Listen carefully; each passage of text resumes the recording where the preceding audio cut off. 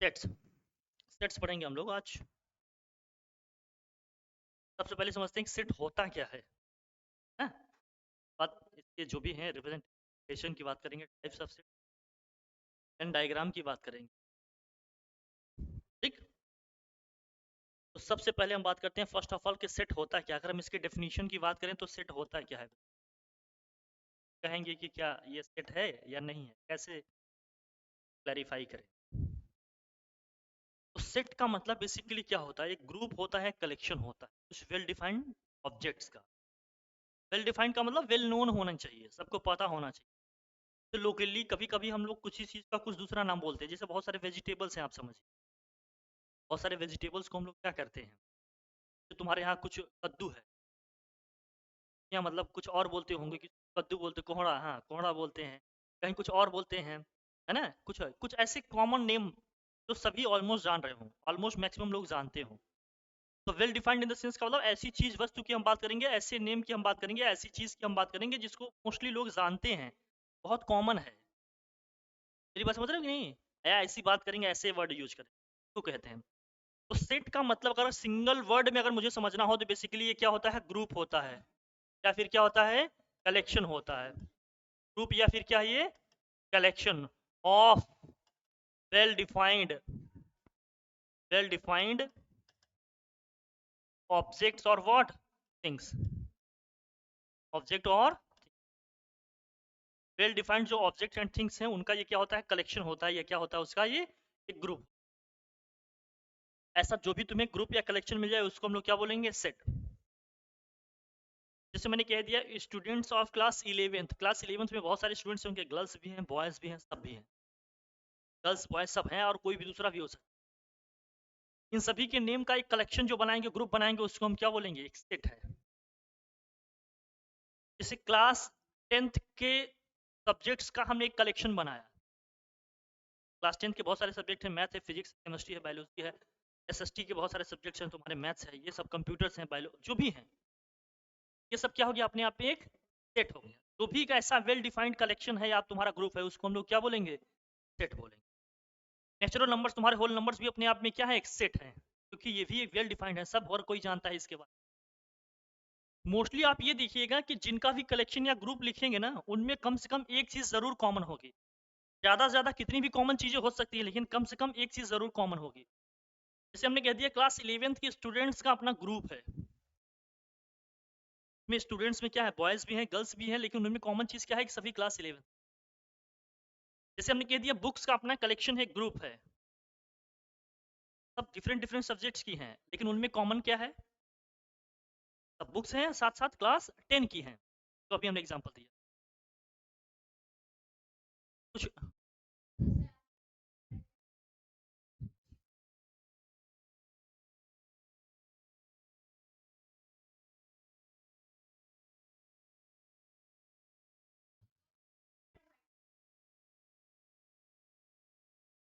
अब जैसे क्लास 10 में हम पढ़ रहे हैं, हमारा सीबीएसई आईसीसी बोर्ड है, बोर्ड है।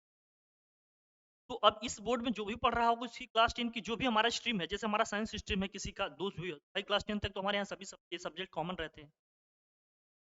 तो वो सब्जेक्ट्स तो वो बुक्स तो सबके होंगे ना। तो मैं आईसीसी बोर्ड से पढ़ रहा हूँ या तुम पढ़ रही हो, तो क्या है, जो भी क्लास 10th में पढ़ रहा है, 8th में पढ़ रहा है, 6th में पढ़ रहा है, आईसीसी बोर्ड से सबकी बुक तो सेम चल रही है ना, तो नहीं डिफरेंट चलेंगे ना, बुक तो सेम रहेगा ना, वो कलेक्शन तो सेम आएगा ना, कॉमन आएगा। कुछ नहीं तो कम से कम सभी क्लास 6 की ही बुक है, ये तो कॉमन है, सभी क्लास 8 की ही बुक है, ये तो कॉमन है, सभी क्लास 10 की ही बुक है, ये तो कॉमन है। कम से कम एटलीस्ट ये तो कॉमन है ना। हमने कहा कम से कम एक कॉमन प्रॉपर्टी तुम्हें मिलेगी, ज्यादा से ज्यादा कितने भी कॉमन प्रॉपर्टीज हो सकती हैं, तो हम कहेंगे क्या है, सेट है। अब जैसे क्या है, मान लो जैसे हम एग्जाम्पल में ले लेते हैं, एग्जाम्पल में जैसे मान लीजिए एक सेट लिया हमने, अब हमने कह दिया ग्रुप या कलेक्शन ऑफ वॉवेल्स है, फिर लिख दिया group of vowels, group of vowels, group of vowels. क्या है वॉवेल्स आपके, देखिए ए है, ई है, आई है, ओ है, और क्या है,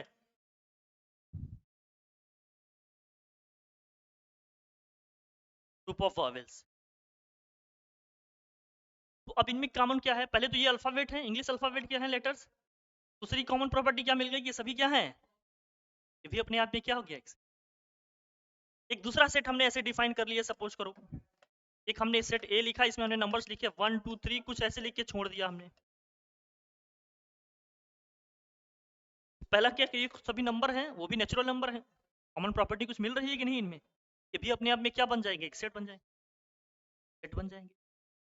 कुछ हम लोगों के नाम लिख दिए, जैसे नरेंद्र मोदी लिख दिया हमने, है ना। अब इधर मनमोहन सिंह लिख दिया, और जितने भी तुम्हारे प्राइम मिनिस्टर्स हैं सबके नेम लिख दिए, सब प्राइम मिनिस्टर्स हैं। उनमें कॉमन क्या है? सभी प्राइम मिनिस्टर। कुछ अपनी कंट्री के स्टेट्स के नाम लिख दिए, उत्तर प्रदेश लिख दिया, उत्तराखंड लिख दिया, छत्तीसगढ़, झारखंड, स्टेट्स हैं सभी, लेकिन सब स्टेट्स के नेम है कंट्री के अपने। कुछ हमने कैपिटल्स के नेम लिख दिए, स्टेट्स के कैपिटल्स के नेम लिख दिए। हाँ, जैसे बहुत सारे स्टेट्स का अपना, जैसे उत्तर प्रदेश का है लखनऊ है, दिल्ली का भाई जो भी है, राजस्थान, जयपुर, सब जिसका लिख दिए सब। प्लेसेस तो हैं ही साथ साथ, दूसरी क्या है? ये सब ये स्टेट्स के क्या है? कैपिटल्स हैं। कंट्रीज के हमने कैपिटल्स लिख दिए, इंडिया के अपने कैपिटल्स लिख दिए, यूएस, हर एक कंट्री के क्या कर दिए, जितने भी वर्ड में है सबके, या कुछ कंट्रीज के कैपिटल्स के हमने एक कलेक्शन ग्रुप बना दिए, वो भी अपने आप में एक सेट हो जाएगा। उनमें सिमिलरिटी क्या है कि वो सभी किसी न किसी कंट्री के क्या है? कैपिटल्स हैं।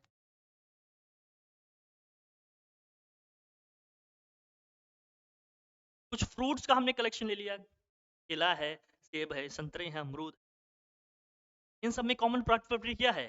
फ्रूट है। इन कुछ भी कम से कम एक कॉमन प्रॉपर्टी मिलेगी, ज्यादा से ज्यादा कितने भी हो सकते हैं, लेकिन एटलीस्ट एक कॉमन चीज देगी ही मिलेगी।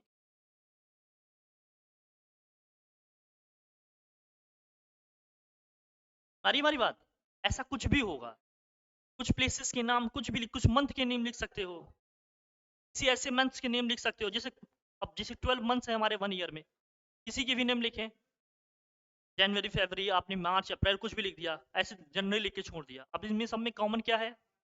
ये ईयर के मंथ्स के नेम है। कुछ ऐसे हम मंथ्स के नेम लिखे जो 31 डेज के होते हैं, जुलाई, अगस्त है, जैसे ये सब है। ऐसे मंथ्स हमने लिखे हैं जिनके कितने डेज के हैं? 31 डेज के हैं। मेरी बात समझ में आ रही तुम्हें? कुछ भी ऐसा कलेक्शन ग्रुप लिख दिए, में कम से कम एक प्रॉपर्टी दिख रही है कॉमन एलिमेंट्स में, जो इसके बीच में नंबर लिखे हैं, जो भी सिंबल्स लिखा हमने, उनके बीच में एटलीस्ट एक कॉमन प्रॉपर्टी दिख रही है, वो सभी कलेक्शन ग्रुप हमारे क्या कहलाएंगे? सेट कहलाएंगे। बात समझ में आ रही है? कुछ भी हो, तो ये सेट है बेसिकली। सेट का मतलब समझ में आया कि नहीं? है सेट, अगर समझ में आ गया तो बाकी सब आ जाएगा, उसमें ऐसा कुछ नहीं है रॉकेट साइंस जैसे में नहीं आएगी। ठीक है, ठीक है, अब आ जाओ। सेट के जो एलिमेंट्स है ना, एलिमेंट्स ऑफ ए सेट, है ना, या सेट का जो रिप्रेजेंटेशन है, रिप्रेजेंटेशन ऑफ ए सेट, हम अभी सेट की ही बात कर रहे हैं बेसिकली, सेट के रिप्रेजेंटेशन की हम बात कर रहे हैं। सेट को जैसे हमने एस सेट एक लिया था, सेट एस के एलिमेंट हमने लिखा था AEIOU लिखा था हमने, या हमने लिखा सेट ए को हमने डिफाइन किया था, हमने लिखा 1 2 3 4 कुछ नंबर्स ले लिए हम, कुछ भी ले सकते, सेट तो सेट ही होता, बहुत सारी चीजें बन सकती। इनको रिप्रेजेंट करने का तरीका क्या है ये समझना है अपने को। सबसे पहली चीज, सेट के लिए जो हम नोटेशन यूज करेंगे ना, मतलब जो जिस लेटर से हम सेट को रिप्रेजेंट कर रहे हैं, ये हमेशा क्या होंगे? ये कैपिटल लेटर्स में होंगे। ये हमेशा किस में होंगे? Capital letter. ये हमेशा कैपिटल लेटर में होंगे, ये समझना आप। ये बेसिकली हमेशा किस में होंगे? तो कैपिटल लेटर में होंगे। यहाँ जो भी सिंबल आएंगे हमेशा कैपिटल लेटर में आएंगे। यहाँ अगर कोई लेटर आ रहा है तो हमेशा स्मॉल आएगा, नंबर है तो उसमें क्या स्मॉल क्या कैपिटल। लेकिन अगर यहाँ सेट में भी अगर कोई लेटर आ रहे हैं तो वो क्या होंगे? स्मॉल होंगे। लेकिन सेट को जिससे रिप्रेजेंट करेंगे वो कैपिटल होगा। कोई सिंबल भी हो सकता है भाई, सिंबल कोई फाई हो सकता है, कोई जाई हो सकता है, कुछ सिंबल हो सकता है, लेकिन अगर इंग्लिश अल्फाबेट का हमने लेटर यूज किए हैं तो ये कैपिटल होगा सेट। लेकिन सेट के एलिमेंट अगर इंग्लिश अल्फाबेट के आ रहे हैं तो वो हमेशा किससे होंगे? Small letters. तो जो एलिमेंट्स होते हैं सेट के क्या है? एलिमेंट्स है, उनमें क्या क्या चीजें हैं तुम्हें ध्यान रखनी, ये समझना। मैं लिख दे रहा हूँ, सब समझना आराम से। जो एलिमेंट्स हैं, एलिमेंट्स में क्या क्या चीजें होंगी ये ध्यान रखना। सबसे पहली बात क्या है, पहला पॉइंट कि अगर ये लेटर है तो लेटर हमेशा किस में होंगे, स्मॉल लेटर्स होंगे। लेटर्स कैसे होंगे, स्मॉल लेटर्स है। दूसरा क्या है कि सभी लेटर जो भी इसके एलिमेंट होंगे हमेशा करली ब्रैकेट में लिखे जाएंगे। करली ब्रैकेट समझ रहे हो ना, हमेशा किस में लिखा जाएंगे, करली ब्रैकेट में। एलिमेंट्स हमेशा किस में होंगे, करली ब्रैकेट में, है ना। Elements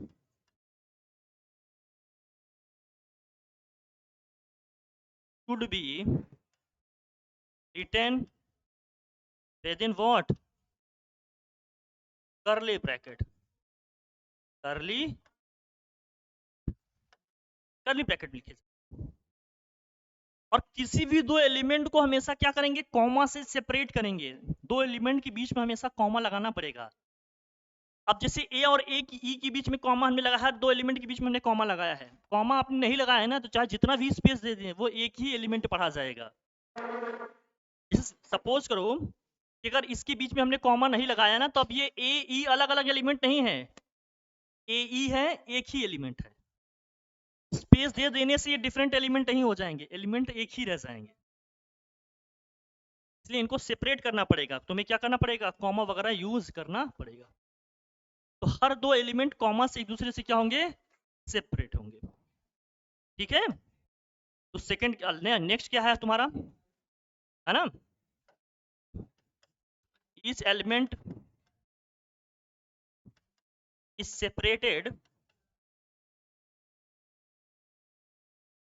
by other by what, comma. Generally हम लोग क्या यूज करेंगे, यहाँ कॉमा यूज करेंगे। टू अदर्स ऐसे लिख दो, बाय व्हाट, कॉमा।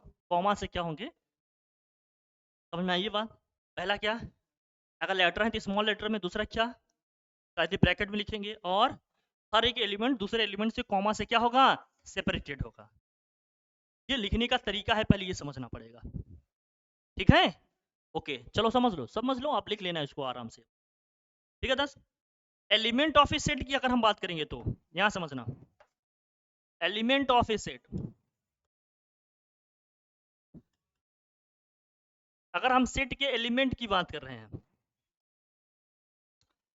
जैसे सेट एस अब हमने लिखा था, हमने सेट एस के जो एलिमेंट है वो क्या है, ए ई आई ओ यू आपने लिख दिया, ये सेट के एलिमेंट हैं। अब जैसे ए इसके क्या है, ये सब एलिमेंट्स हैं, तो इसको लिखेंगे ए बिलोंग्स टू एस। क्या लिखेंगे, ए बिलोंग्स टू एस। इस सिंबल को क्या पढ़ते हैं हम लोग, इस सिंबल को पढ़ते हैं बिलोंग्स टू, या इसी को बोलेंगे एलिमेंट ऑफ, या इसी को बोलेंगे फैमिली ऑफ, या इसी को बोलेंगे मेंबर ऑफ,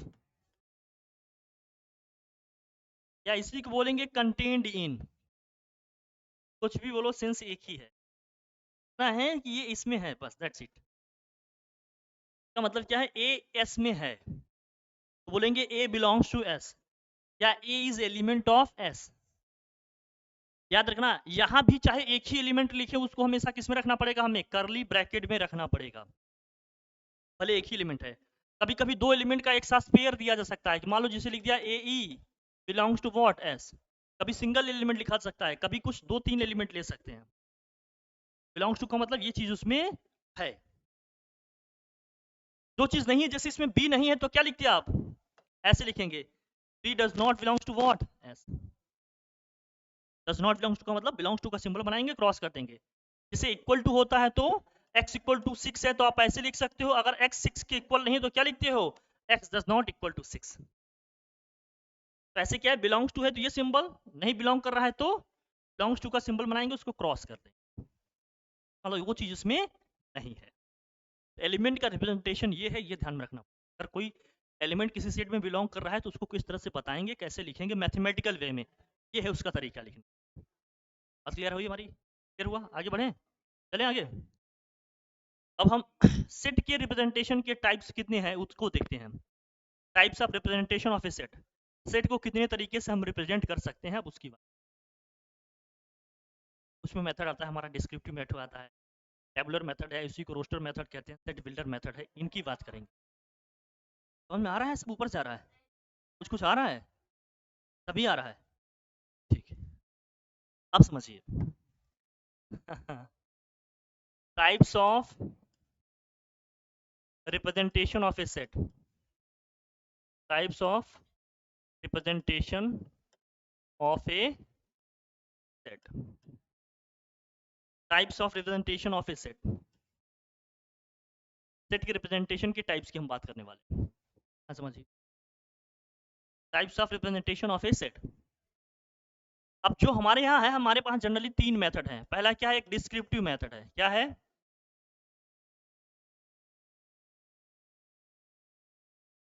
दूसरा क्या है अपना? रोस्टर, या इसी को बोल रहे हैं हम लोग क्या? रोस्टर, या इसी को tabular. And third one is what? Set builder method. Set builder method, ये 3 हैं जनरली। एक तो ये है, दूसरा ये है, और तीसरा ये है। इन तीनों मेथड की अलग अलग बात करें। डिस्क्रिप्टिव मेथड में एलिमेंट्स की प्रॉपर्टीज ऐसे लिखी रहेंगी। सेंटेंस में एलिमेंट्स की प्रॉपर्टीज क्या होती है? हमेशा लिखी रहती हैं।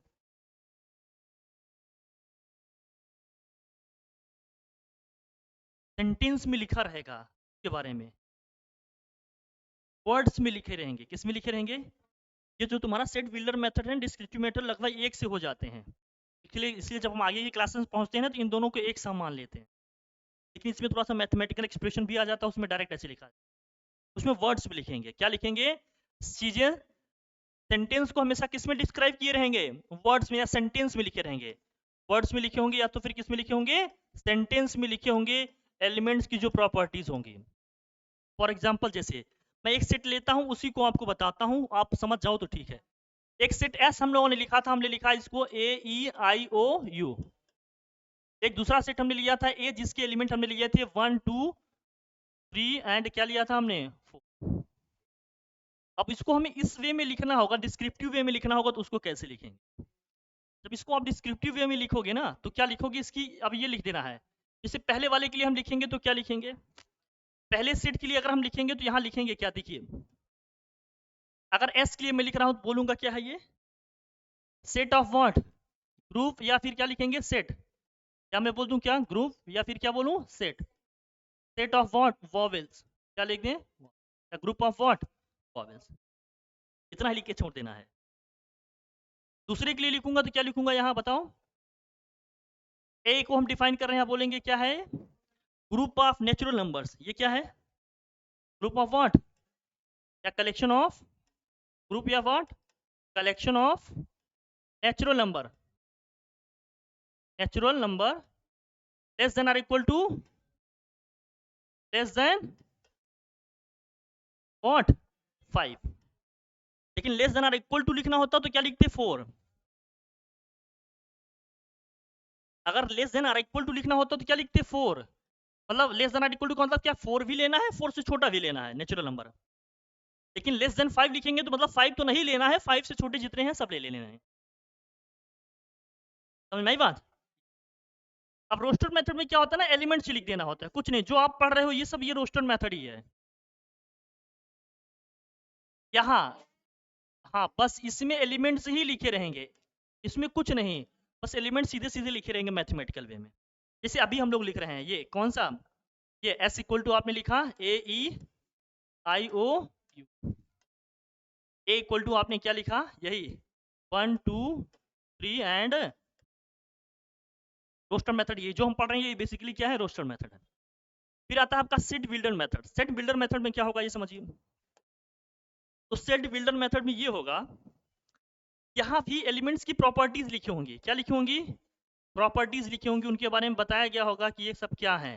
प्रॉपर्टीज लिखी होंगी सेंटेंस में। कैसे होगा ये समझना। एस इक्वल टू क्या होगा? ऐसे। अब यहाँ एक वेरिएबल तुम्हें डालना पड़ेगा। जैसे हाँ, एक्स आपने डाला, अब एक्स के बारे में बताना है। X is a what? Vowel. पहले के लिए लिख रहा हूं तो कोई एक वेरिएबल डालना पड़ेगा, बताना पड़ेगा वही प्रॉपर्टी। ये सच दैट है, ये क्या है बोलते हैं such that, x such that मतलब उसके बारे में बताओ क्या है, जैसा है कि एक्स इज ए वॉवेल।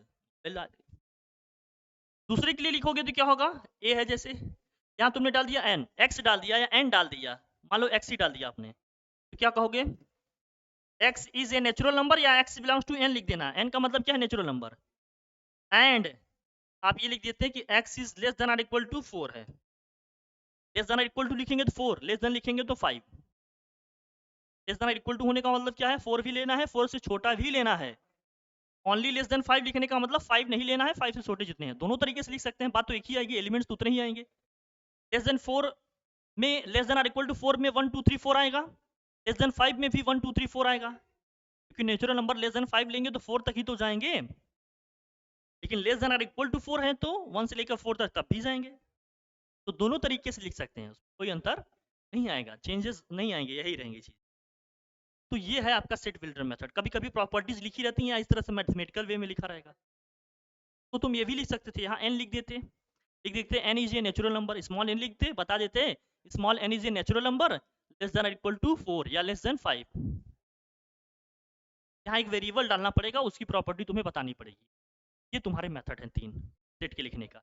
तो जो बहुत ज़्यादा कॉमन कौन सा है हमारा, क्वेश्चन हमें इसमें करने को ज़्यादातर मिलते हैं, बाकी कभी कभी ये भी लिखने को आ जाते हैं, क्योंकि डिस्क्रिप्टिव हैं चीज़ें हैं, एकेडमिक एग्जाम दे रहे हैं तो चीज़ें हमें सब याद होनी चाहिए, सब नॉलेज होना चाहिए, तभी कर पाएंगे, अदरवाइज फंस जाएंगे। समझ में आया कैसे लिखना है इसको, कोई टेंशन नहीं ना।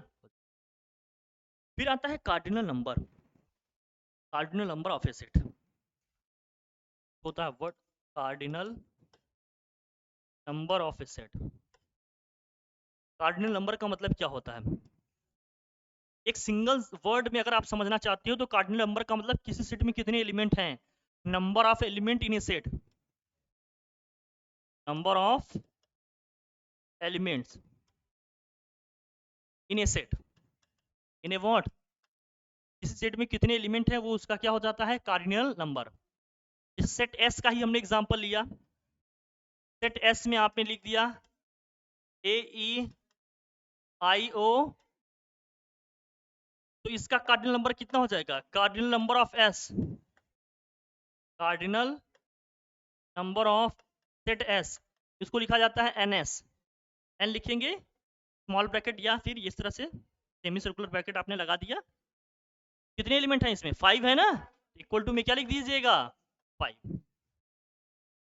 समझ गई, कार्डिनल नंबर का मतलब किसी सेट में कितने एलिमेंट हैं उसकी बात हो रही है। ए हमने जैसे लिखा था 1 2 3 4 लिखा था ना हमने अभी, 1 2 3 4, इसमें कितने एलिमेंट हैं 4, तो cardinal number of A equal to कितना हो जाएगा 4, दैट्स इट। तो कार्डिनल नंबर का मतलब किसी सेट में कितने एलिमेंट हैं बेसिकली उसकी हो रही हो, समझ में है। फिर टाइप्स ऑफ सेट्स की बात होती है, टाइप्स ऑफ सेट्स की, नंबर के बेसिस पे कभी कभी एलिमेंट के बेसिस पे आता है। अब देखिए टाइप्स ऑफ सेट्स की हम बात करेंगे,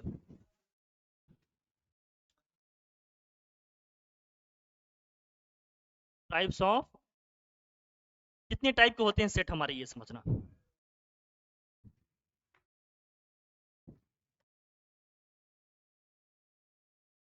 अब देखिए नंबर के बेसिस पे अगर हम इसको देख रहे हैं तो क्या है, एक होता है हमारा फाइनाइट सेट, एक होता है फाइनाइट सेट, दूसरा आता है आपका इनफाइनाइट सेट।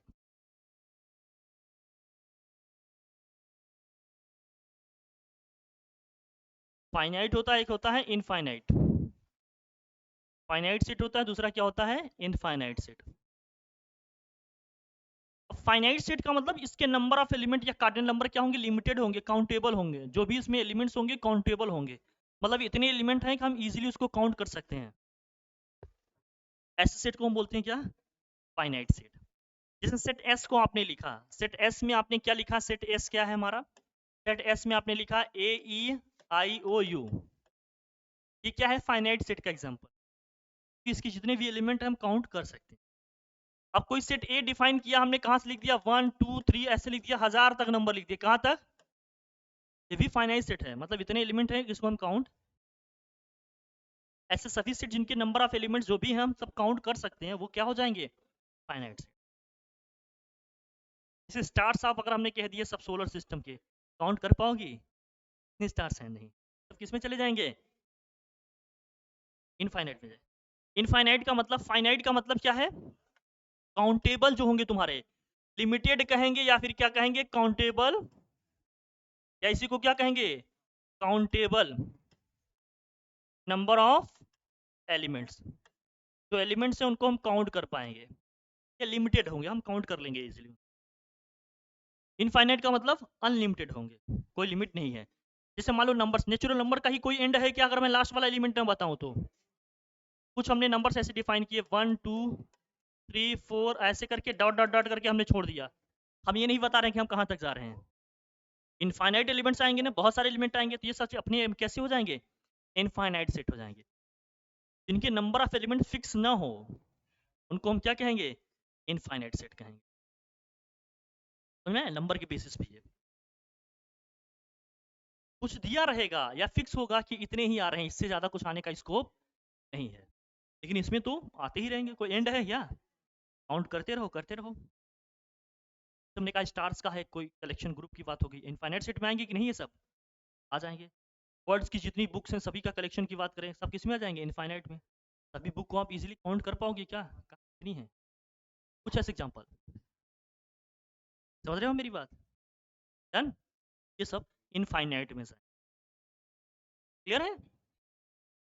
फिर हम इनके एलिमेंट्स की बेसिस पे डिफाइन करते हैं कौन सा सिंगलटन सेट है, कौन सा तुम्हारा क्या है, एम्प्टी है, वाइड सेट या नल सेट किसको कहते हैं आप।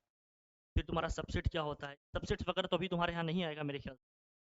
लेकिन अब जैसे ओवरलैपिंग सेट्स क्या होते हैं, डिसजॉइंट सेट्स क्या होते हैं, है ना, ये सब तुम्हारे यहाँ है। ये सब समझ रहे हैं? अब टाइप्स में देखो, टाइप्स अब जो रियल आएगा इनके फाइनाइट सेट में ही बात होगी। ये इनफाइनाइट सेट की बात नहीं हो रही, किस में बात होगी? मोस्टली फाइनाइट सेट में बात होगी। जैसे अब हम पहले ही बात करेंगे इसमें एम्प्टी सेट क्या है। एम्प्टी सेट या इसी को कहते हैं नल सेट, या इसी को हम कहते हैं वॉइड सेट। सबका मतलब एक ही है, सबका मतलब एक सा है, नाम से ही क्लियर है इसके। एक ऐसा सेट है जिसमें एक भी एलिमेंट, एक ऐसा सेट जिसमें एक भी एलिमेंट नहीं है। ए set which has no element, which has no element। क्योंकि इस सिंबल की हमें बहुत जरूरत पड़ती है सेट में, इसलिए इसको पढ़ रहे हैं, नहीं सोचोगे पढ़ने की जरूरत ही क्या है फिर जब कोई एक ऐसा सेट जिसमें कोई भी एलिमेंट नहीं है। नोटेशन क्या है, इनको कैसे रिप्रेजेंट करते हैं?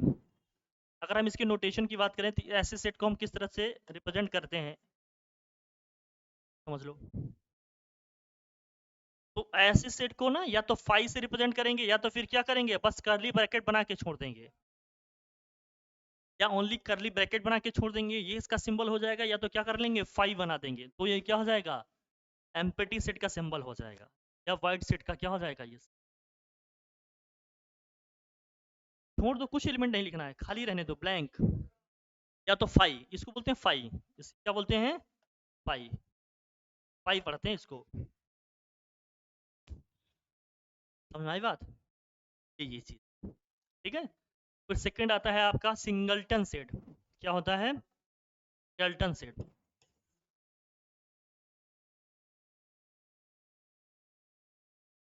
नेम से क्लियर हो रहा है। सिंगलटन सेट का मतलब एक ऐसा सेट है जिसमें कितने एलिमेंट होंगे? केवल और केवल एक ही एलिमेंट होंगे। एक ऐसा set which has only one element, only one element. एक ऐसा सेट है जिसमें केवल और केवल एक ही एलिमेंट होगा, ऐसे सेट को हम लोग क्या कहते हैं? सिंगलटन। अब इसका कोई एग्जांपल है, जैसे मान लो एक सेट ए हमने डिफाइन किया, सेट ए में केवल 2 आ रहा है। एक सेट बी हमने डिफाइन किया, इसमें केवल 0 आ रहा है। एक सेट सी हमने डिफाइन किया जिसमें क्या आ रहा है? 5। अगर कर्ली ब्रैकेट के अंदर हमने 5 रख दिया तो सिंगलटन सेट हो जाएगा, अभी एम्प्टी सेट नहीं रहा। मैं बताया ना पीछे, ये किसका है सिंबल? एम्प्टी सेट का। ये 5 है या तो कर्ली ब्रैकेट, लेकिन अगर इस 5 को उठाकर आपने इसके अंदर रख दिया तो ये एम्प्टी सेट नहीं है, फिर ये क्या हो जाएगा, ये सिंगलटन सेट हो जाए। ध्यान रखना है। सोचिए हम दोनों सिंबल बना दें, दोनों बना देंगे एक साथ तो क्या हो जाएगा, ये सिंगलटन सेट, फिर ये एम्प्टी सेट नहीं रहेगा। बात समझ में आई, ये चीज। ठीक है, अब आ जाओ अगला। ठीक है, फिर आता है ओवरलैपिंग सेट्स। क्या आते हैं ओवरलैपिंग सेट्स, क्या होते हैं? तीसरा है ना ये, ओवरलैपिंग सेट्स। ओवरलैपिंग सेट्स का मतलब ऐसे सेट हैं जिनमें दो ऐसे सेट हैं जिनमें कुछ ना कुछ क्या है, कॉमन है। दो सेट ऐसे हैं जिनमें कुछ कुछ एलिमेंट क्या है, कुछ एलिमेंट या कम से कम एक एलिमेंट कॉमन है ना? Two sets having some what, having some common elements। ऐसे सेट्स को हम लोग क्या बोलेंगे, overlapping sets. Some common elements का मतलब एक भी एलिमेंट कॉमन हो सकता है, ज्यादा भी होंगे तो चलेगा, लेकिन कम से कम एक एलिमेंट कॉमन होगा दोनों में। ऐसे सेट्स को हम लोग ओवरलैपिंग। जैसे अब अगर वेन डायग्राम से समझे ना तो सिचुएशन कुछ ऐसी होगी, ऐसे एक सेट ए है, एक सेट बी है। मैं एग्जांपल समझाता हूँ। मान लो सेट ए में एलिमेंट हमने ले लिया 1 2 3 4 5 ले लिया, और सेट बी में हमने ले लिया मान लो क्या है यहाँ, 1 है, 3 है, 5 है, 7 है, 9 है मान। अब इनको सेट्स में लिखेंगे तो क्या आएगा, देखो दोनों में कॉमन एलिमेंट कौन कौन से हैं, 1 3 और क्या है 5। 1 3 5 कहाँ आएगा, जो इनका कॉमन वाला जोन होगा। बाकी जो एलिमेंट इनके बच रहे हैं इनके अलग लिखे जाएंगे। कौन कौन से एलिमेंट हैं, 4 और 5। कौन कौन से बच रहे, 4 और 2 सॉरी, हो जाए ना, 4 और 2 है। क्या क्या कॉमन बच रहे हैं, 7 और मतलब 1 के अलावा ये बच रहे हैं। वेन डायग्राम है, अभी हम पीछे पढ़ेंगे, यही क्या है हमारा, वेन डायग्राम है। इस तरह से हम एक क्लोज्ड पिक्चर में इनको क्या करते हैं, दिखा रहे होते हैं, हम लोग क्या बोलते हैं, वेन डायग्राम। सर्कल हो सकता है, रेक्टेंगल, हर शेप में। तो जब हम लेंगे ऐसे सेट्स को,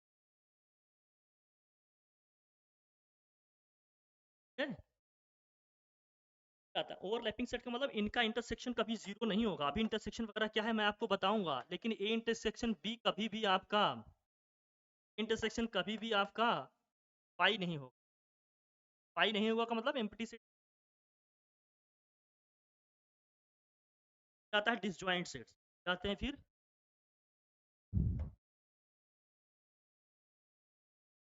डिसजॉइंट सेट्स में क्या होते हैं, ये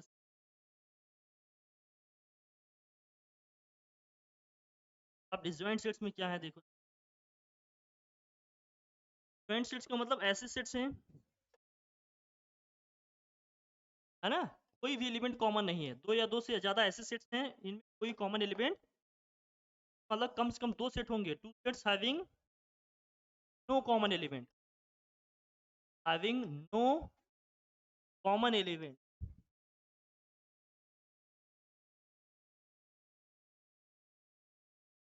वो सेट ऐसे कॉमन एलिमेंट नहीं है, सेट्स को क्या बोलते हैं, जैसे एग्जांपल लेते हैं, ये लिया हमने सेट, सेट ए के एलिमेंट हमने ले लिया 1 3 5 और 7 ले लिया।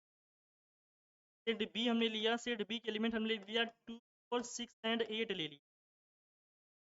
कॉमन है दोनों में, है ना कॉमन। अब ये है सेट,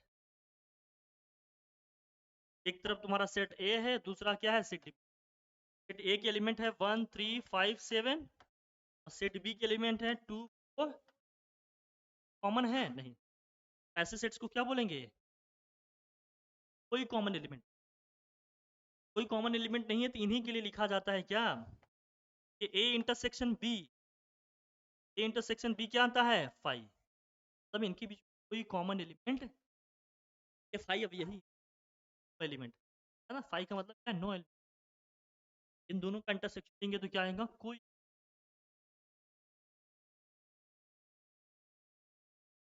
थोड़ा सा अगर नंबर के अगर कॉन्टेक्स्ट में तो आप लिखते number of element in A intersection क्या होगा, does not equal to zero, मतलब सॉरी इक्वल टू जीरो। पाई है ना तो जीरो हो जाएगा ना, इक्वल टू में क्या हो जाएगा जीरो। पाई का मतलब एम्प्टी सेट है, कोई एलिमेंट नहीं, इसका मतलब इन दोनों का जो जीरो के बराबर आएगा, नो कॉमन सेट में कोई एलिमेंट ऐसे सेट है जाता तुम्हारा इक्विवेलेंट सेट क्या होते हैं, आता है तुम्हारा इसमें इक्विवेलेंट सेट, आता है equivalent set.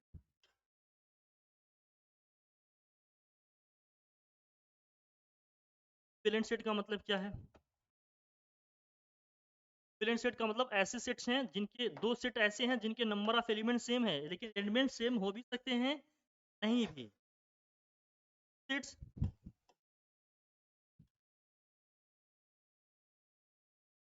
having same number of element, having same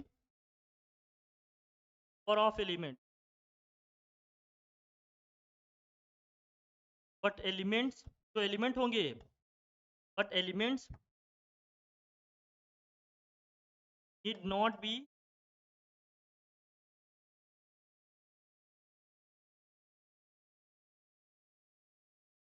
मतलब एलिमेंट सेम हो भी सकते हैं और नहीं भी हो सकते, नंबर ऑफ एलिमेंट सेम होंगे बस। जैसे हमने दो सेट लिए, एक सेट अभी लिखा था हमने 1 3 5 7 ऐसे लिखा था, एक सेट बी लिखा था, इसके क्या लिखा था हमने 2 4 6 और 8। सेट में कितने एलिमेंट हैं, 4 हैं, सेट में भी कितने एलिमेंट हैं, मतलब number of element in set A equal to क्या है, number of element in set, तो सेट ए सेट बी के क्या हो जाएगा, इक्विवेलेंट हो जाएगा। अब कुछ एलिमेंट सेम हो भी सकते हैं, सारे भी सेम हो सकते हैं, लेकिन नंबर ऑफ एलिमेंट दोनों के सेम होंगे, ये ध्यान रखना। एलिमेंट हो सकते हैं सारे सेम हो जाएं, हो सकता है कुछ सेम हो जाएं, हो सकता है एक भी कॉमन ना हो, लेकिन नंबर ऑफ एलिमेंट सेम है तो ये इक्विवेलेंट कहलाएंगे। सारी बात समझ गया, आया।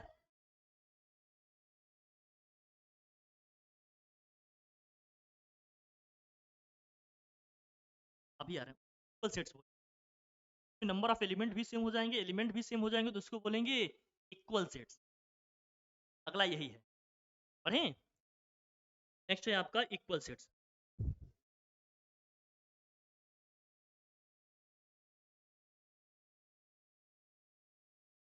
अब इक्वल सेट्स क्या होते हैं, ये इक्वल सेट्स का मतलब यहाँ नंबर ऑफ एलिमेंट भी सेम होंगे और एलिमेंट भी सेम, यही चीज।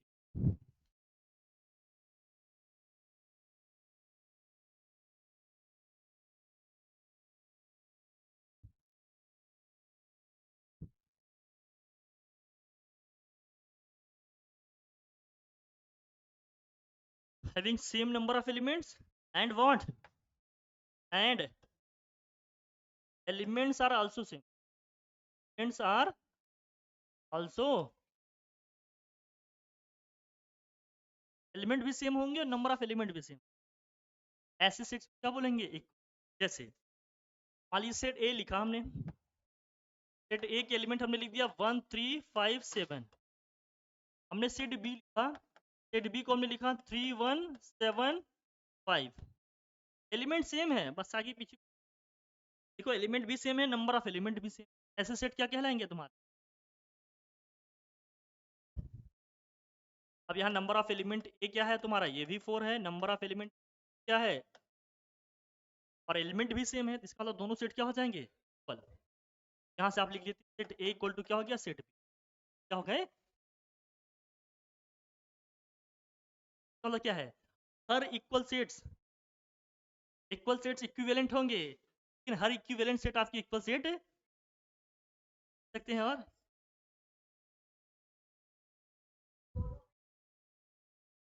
हाँ सेम आ गए ना, तभी तो इक्वल बोला जा रहा है, ओवरलैपिंग नहीं इक्वल बोलना पड़ेगा।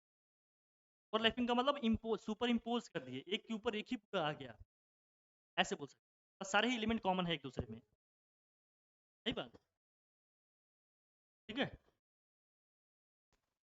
ठीक, आगे बढ़े।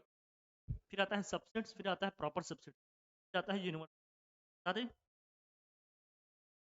हाँ, नहीं यहाँ तक, ठीक है, यहाँ तक पढ़ के रखिए, फिर आगे इसको सबसेट्स क्या होते हैं, प्रॉपर सबसेट क्या होते हैं, यूनिवर्स क्या होते हैं, कॉम्प्लीमेंट क्या होता है, यूनियन क्या होता है, इंटरसेक्शन क्या होता है, डायग्राम फिर और, डन।